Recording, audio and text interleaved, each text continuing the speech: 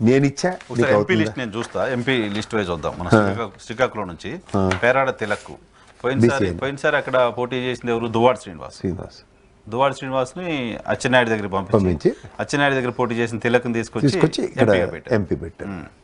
BC కాలింగ అనుకుంటా కదా. ఎవరు మన రామ్మోహన్ రెడ్డి గారు వాళ్ళు వెలమ కదా, ఈయన కాలింగకి ఇచ్చాడు అక్కడ. సో విజయనగరం బెల్లాన్ చంద్రశేఖర్ సిట్టింగ్ ఆమదార్ వాళ్ళు అండి కాలింగ్కి ఇచ్చారు.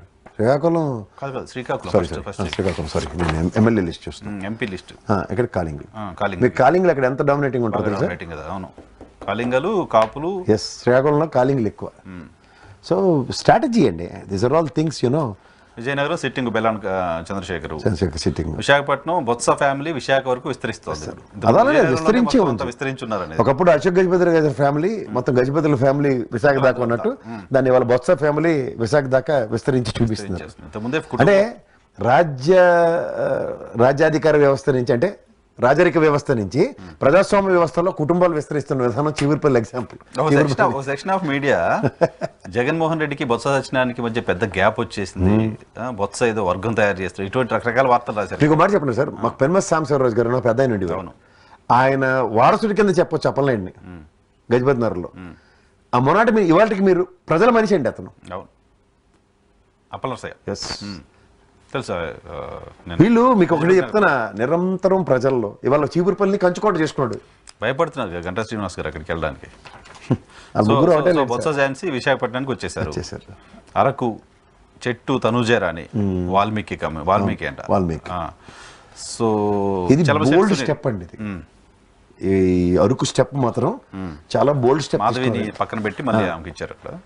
ఎందుకంటే వాల్మీకి కొంచెం కంపారిటివ్ తక్కువ సామాజిక వర్గం, బట్ క్యాండిడేచర్ అన్నది జస్టిఫై చేసుకుంటాడు ఆయన. చలమలశెట్టి సునీల్ గారు, ఈయన కాపు పెద్ద దిక్కు సామాజిక. పోయినసారి ఈయన టీడీపీ నుంచి జనసేన నుంచి పోటీ చేశాడు అనుకుంటా, లాస్ట్ టైం కూడా కంటెస్ట్ చేశారు. రాపాక వరప్రసాద్కి ఎంఏ అమలాపురం ఎంపీ ఇచ్చారు. అనురాధ గారిని అక్కడ పక్కన పెట్టారు. ఈయన సీటు రాజౌల్ని గొల్లపల్లి సూర్యారావుకి ఇచ్చారు. ఇది కొంచెం ఇది అంటే రాపాక వరప్రసాద్ గారి క్యాండిడేచర్కి జస్టిఫైడే, కానీ నేను గొల్లపల్లి సూర్యారావుని రీప్లేస్మెంట్ మాత్రం నేను యాక్సెప్ట్ చేయలేను. ఎందుకంటే అతను చెప్పిన మాట ఆయన అయితే నిలబెట్టుకోలేదు. ఎంతో మందిని తీసుకొచ్చి జాయిన్ చేస్తానని లింగలింగు 10 మంది కూడా తీసుకురాలే. బట్ రాపాక గారికి రీప్లేస్మెంట్ అంటే మాత్రం నేను సంభవ్ అది ఈయన ఎలివేషన్ ఇచ్చారు ఇప్పుడు ఎంపీ కింద. ఈయన ఖచ్చితంగా ఈయన సామర్థ్యానికి మించి పనిచేస్తాడు. తలతాకట్టేటైనా అప్పులు తీసుకొస్తాడు ఇతను. 64 కోట్ల అప్పులు ఉన్నాయి ఆయన పైన. జనసేనకు కోపం ఉంది, మేము ఒక్కడిని గెలిపిస్తే పార్టీ మారాడు అని. ఆయన ఎంపీగా పెడితే మొత్తం పార్లమెంట్ లో ఉండే జనసేనకు సంబంధించిన క్యాడర్ అంతా పూర్తిగా ఇంకా నెగిటివ్ గా పనిచేయడం. రాపాక గారు ప్రజల మనిషి. ఆయనకి జరిగిన అవమానంకి పార్టీ మారాడని జన సైనికులతో కూడా కన్విన్స్ అయిన ఉదంతాలు ఉన్నాయి. ఆయన కనుక క్యాడర్ చాలా స్ట్రెంత్ సార్. మీకు 2 వ్యక్తులు చెప్తా. ఒకటి వర్మ గారు, ఒకరు పిఠాపురం నిన్న వర్మ గారు ఒకరు చూడండి. తెలుసా, నేను ఆయన బీసీ సమ్మేళనంలో, ఆయన ఆత్మీయుల సమ్మేళనంలో మాట్లాడుతూ ఏముందిరా అయితే ఒక డిప్యూటీ సీఎం కింద యాంటిసిపేట్ చేస్తున్న వాడి మీద తలపడ్డాను, గెలుస్తాను అనుకున్న ఉదంతం మాట్లాడాడు ఆయన. అండ్ ఏముందిరా, నా ఆస్తులు పోతాయి, డబ్బులు అన్నీ పోతాయి, నేను తగలబెట్టేసుకుంటాను, నా కొడుకు ఎలాగో హైదరాబాద్లో సెటిల్ అవుతాడు, నాకు ఒక ఇల్లు ఇవ్వర్రా మీరు మీతో ఉండడానికి, నేను గెలిచాననుకో మిమ్మల్ని ఎత్తిమే పెట్టుకుంటా, నా సంగతి మీకు తెలుసు కదా, నేను ఓడిపోయానుకో మీలో నాకు ఎంత అన్నం పెట్టరా అన్నాడు. ఎవరు సార్ వాళ్ళు ప్రజానాయకులు అంటే? అలాంటి వాళ్ళని ఐడెంటిఫై చేసుకోలేకపోతుంటే చంద్రబాబు నాయుడు 45 ఏళ్ళు బట్టి ఏ రాజకార్యాలు ఎలాగబెడతాడో కనుక్కోండి sir. Guduru Srinivas Rajahmundry first time అనుకుంటా. అవునండి. గూడూరు సెట్టిపల్లి సార్, ఈయన డాక్టర్ గారు. గూడూరు ఉమాబాల వాళ్ళకి రిలేషన్ అండి. ఈ రెండు మీకు మీరు చెప్తాను. ఇక్కడ రఘురామకృష్ణరాజు ఏమైనా ఆవేశపెడితే ఈ ఫ్యామిలీ మీకు చెప్తాను. కరోనా పాండమిక్ సిచ్యువేషన్ లో శ్రీనివాసులు గారు డాక్టర్ గారు, సే ఫర్ ఇన్స్టెంట్ నేనే పేషెంట్ని జాయిన్ అయిపోయాను, ఏదో సమ్ బిల్ అయింది అనుకోండి సార్, వెనకాల ఫ్యాక్ట్ చెక్ అండి. What's my potential and what's my capability. ప్రతి ఒక్కరికి డబ్బులు వెనక్కి ఇచ్చి తెలుసా మీకు? ఈ 2 ఫ్యామిలీస్ అంటే ఇది ఫ్యామిలీ పరంగా అది ఫ్యామిలీ ప్యాక్ అనొచ్చు, కానీ వీళ్ళ సేవా తత్పరతకి వీళ్ళ ఎబిలిటీస్ కి ఇచ్చిన మెరిట్ అన్నమాట. నర్సాపురంలో కూడా సెట్టిపల్లి ఎక్కువ ఉంటారు సార్. నర్సాపురం పార్లమెంట్ లో కూడా అదంతా మీకు వెళ్ళి చెప్తున్నా సార్. మీకు ఒకటి చెప్పనా, కాపు సెట్టిబలిజ నువ్వు నేను అన్నట్టుంటావు. జస్ట్ 1-2% డిఫరెన్స్ ఇక్కడ ఉభయ గోదావరి జిల్లాలో.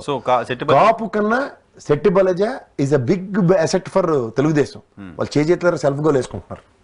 అండ్ ఇవాళ మీకు సెట్టిబలిజ కమ్యూనిటీని ఉభయ గోదావరి జిల్లాలో for the sake of their community ఇవాళ జగన్మోహన్ రెడ్డి గారు కాపు రిజర్వేషన్ కూడా ఎకనామికలీ బ్యాక్వర్డ్ మొహమాట లేకుండా చెప్పాడు, అది కన్సల్టేట్ అయింది.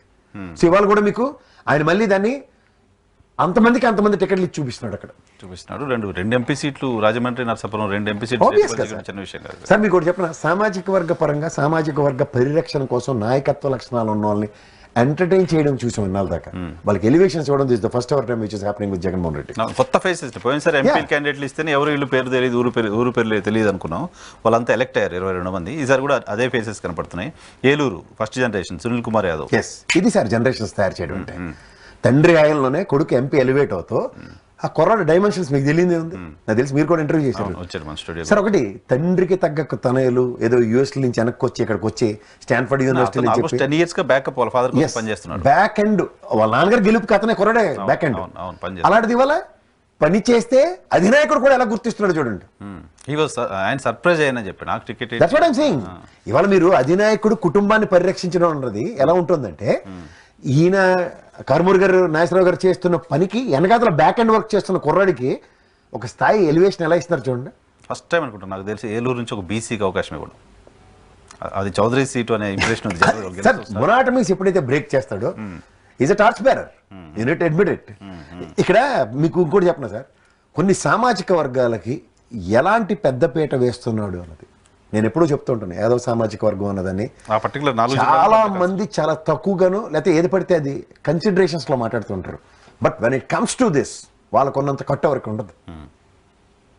ఓటింగ్ లో రిఫ్లెక్ట్ అవుతే డెఫినెట్గా టీడీపీకి damage. TDP core vote sir మీకు మళ్ళీ చెప్తాను, దీనికి డెంట్ పడి డ్రిప్ ఇరిగేషన్ స్టార్ట్ చేశాడు జగన్మోహన్ రెడ్డి.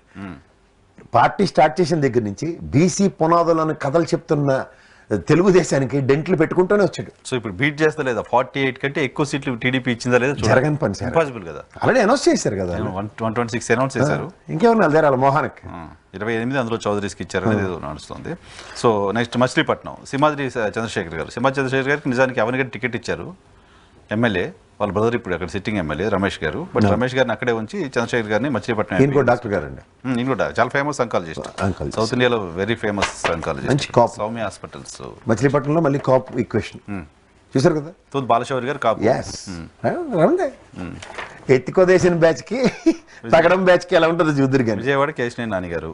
మీకు మాట చెప్పనా, బాలశౌరి గారు వైఎస్ఆర్సీపీ ఘోరంగా గెలిచి గోరంట్ల మాధవ్ లాగా కన్సిడరేషన్స్ లేవు, ఎందుకంటే పర్ఫార్మెన్స్ బేస్డే కదా. ఇవాళ మనం పర్ఫార్మెన్స్ బేస్డ్ పార్టీలో ఉంటే కూడా టికెట్ రాదు అనేది దానికి అసలు గోరంట్ల మాధవ్ ఆ పిచ్చి పని చేయకపోతే అతను నిజంగా చాలా మంచి పనులు చేసుకున్నాడు. అలాంటి వ్యక్తి ఈ భౌగోళిశాలలో ఆయన నిజంగా కియా మోటార్ మీద చేసిన అబ్జర్వేట్ తెలుసా, లోకల్స్ ఉద్యోగాలు ఇండియన్స్ ఆర్ నాట్ అలౌడ్ అని బోర్డు ఉంటుంది, వెళ్ళి చూసుకోమనండి. అలాంటిది ఆయన లోకల్ గురించి 70% మా ముఖ్యమంత్రి చెప్పాడు అన్న దాని మీద నిలబడ్డాడు. దాన్ని వీళ్ళు ఇష్టం వచ్చినట్టు చిత్రీకరించారు, వక్రీకరించారు, అది వేరే కర్మ. అంటే రెండోది ఏంటంటే పర్ఫార్మెన్స్ జగన్మోహన్ రెడ్డి గారు నిరంతరం గమనిస్తున్న వాళ్ళు who are not rise to their expectations అన్నని పక్కన కూర్చోపెట్టాడు ఆయన. ఏమో ఆయన ఏం చేద్దాం అనుకున్నాడు, బాలశౌరి అయితే ఆవేశపడ్డారు, ఆయన బయటకు వచ్చాడు. కానీ ఇక్కడ రీప్లేస్మెంట్ విత్ సేమ్ కమ్యూనిటీ, చాలా పెద్ద మనిషిగా పేరు ఉంది ఆయనకి, చాలా మంచి పేరు ఉంది. సో విజయవాడ కేశినేని నాని గారు. ఇది ఎట్టి ఆడ్ సర్కమ్స్టెన్సెస్ వల్ల 1000 ఓట్లతో బయటకు వచ్చిన వ్యక్తి అండి. అలాంటిది ఇప్పుడు ఆలోచించవలసిన అవసరం. సో గుంటూరు జిల్లాకు సంబంధించి 3 సీట్లుంటే 3 ఒకటి ఎస్సీ అనుకోండి, 2 బీసీలతో కంప్లీట్స్. అంటే కాపులు అక్కడ గుంటూరులో ఓసీలుగానే చూడాలనుకోండి. రోసయ్య కొంచెం డౌట్ అండి, ఎందుకంటే ఇతను ఆయన ఎవరో నిలబడ్డాడు ఇప్పుడు తెలుగుదేశం నుంచి ఎన్ఆర్ఐ తీసుకొచ్చారు చంద్రశేఖర్ గారు. ఆయన నాన్ లోకలే పెమసాని చంద్రశేఖర్ గారు. విపరీతం డబ్బులు పోసేస్తాడు, 3.5 కోట్లు పెట్టి ఫ్లెక్సీలే కట్టాడు ఇప్పుడు. తెగ పోసేస్తాడు డబ్బులు అక్కడ, ఏం లేదు పెళ్లి లేదు పెటాకులు లేదు, ఏమన్నా సరే డబ్బులు. జిల్లాలో ఒక పార్లమెంట్ మనోడు కొంచెం రోసయ్య కొంచెం పెద్ద చేయి కాదు, పార్లమెంటు యాదవ్ పార్లమెంట్ కాపు పెట్టాడు. టీడీపీ అక్కడ 2 కమ్మాస్కి ఇస్తోంది, దేవరాయలు గారు పెమసాని చంద్రశేఖర్ గారు. సో అది నరసరావుపేట అనిల్ కుమార్ యాదవ్. ఇది దిస్ ఇస్ ఛాలెంజింగ్ సిచ్యువేషన్ అండి. ఇది ఈయనకి he has to prove his ability, ఎందుకంటే ఈయనకి జగన్మోహన్ రెడ్డి గారు ఏం చెప్తే అది వేరే విధేయుడు బ్యాచ్ ఇది. సో ఇక్కడ గ్యారంటీగా తన ఆప్షన్స్ ఎలా ఎక్స్ప్లోర్ అవుతాయో చూడాలి. Next Bapatla sitting Nandigama Suresh Babu. ఒంగోలు అసలు యాక్చువల్గా ఆయన ఇక్కడికి పంపిస్తారు అనుకున్నారు, మేరకు నాగార్జున నియోజకవర్గానికి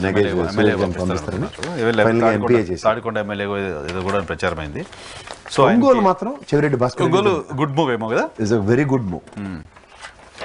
చెవిరెడ్డి భాస్కర్ రెడ్డిని చాలా మంది, Nellore Vijayasai Reddy also number 2 replaced in Nellore. 2000 నుంచి 5000 ఓట్ల మధ్యలో కూడా లేని వేమిరెడ్డి గారితో పెద్ద ఎక్స్పెక్టేషన్స్ పెట్టుకుంటున్నారు తెలుగుదేశం. చూడండి ఏమవుతుందో. Tirupati Gurumurthy sitting MLA, Chittoor Reddappa sitting MLA, Rajampet Mithun Reddy, స్ట్రాటజీలకే స్ట్రాటజిస్ట్ మిథున్ రెడ్డి గారు, అవినాష్ రెడ్డి గారు. కర్నూలు అనూహ్యంగా బోయ కమ్యూనిటీ నుంచి యాక్చువల్గా జయరామ్కి ఇవ్వాలనుకున్నారు, ఆయన కూడా బోయ, బట్ ఆయన టికెట్ ఇచ్చిన తర్వాత కూడా పార్టీ నుంచి బయటకు వెళ్ళిపోయారు. కాబట్టి ఇక్కడ బివై రామయ్య మేయర్ ఆయనకి టికెట్ ఇచ్చారు. ఇది సో నాకు తెలిసి కర్నూలు నుంచి బీసీలను ఎంపీలను చేసిన ఘనత వైసీపీకే. బుట్ట రేణు గారు కావచ్చు, ఇంతకుముందు సంజీవ్ కుమార్ గారు కావచ్చు, ఇప్పుడు ఈయన, వాళ్ళిద్దరు పద్మశాలి, ఈయన బోయ. ఒకసారి కే కృష్ణమూర్తి గారు అయినట్టున్నారు కదా. కే కృష్ణమూర్తి గారు అయ్యారు, అవును. అది తెలుగుదేశం. కే కృష్ణమూర్తి గారు, ప్రభాకర్ గారు ఎవరో వాళ్ళ ఇంట్లో ఒకరు ఎంపీ అయ్యారు. కృష్ణమూర్తి గారే. యా.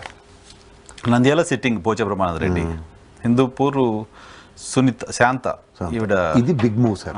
బయట మీకు ఈ ఎలా ఉంటుందంటే ఈ కమ్యూనిటీది, ఈవిడ అసలు సాఫ్ట్వేర్ బ్యాక్గ్రౌండ్, బెంగళూరు.